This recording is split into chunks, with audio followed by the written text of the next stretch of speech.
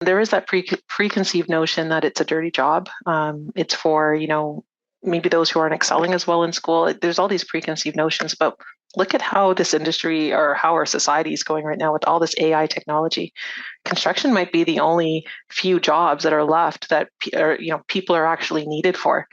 As much as we're getting into technology right now and trying to create more efficient ways of doing things on site, there's still a need for that actual physical touch of people, and people being the ones to install and to really build cities and build these great communities that we're taking advantage of. Like, it's so nice to see, for the past 20 years, how much Toronto's grown and how we've had a stake in that. I don't see that getting taken over by technology anytime soon.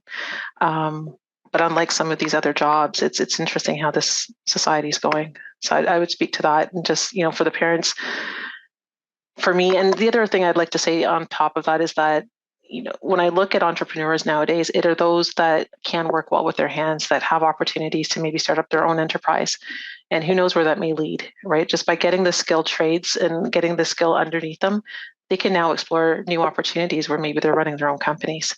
So I would say highly, don't knock the trades. I mean, we're able to provide meaningful work for people while providing great knowledge and education. And in turn, we're making great cities and great communities. I think we can do as companies, get more advertisement out there about the different skill trades. A couple of unions had some ads before about, look at what we do. In a day of a tradesperson, show a person doing some plumbing work, some electrical work, and see actually what's happening on site. And there's a big advantage to that. Show off what is being done. Now, the other thing too, when we say the trades, there's a lot to do with construction.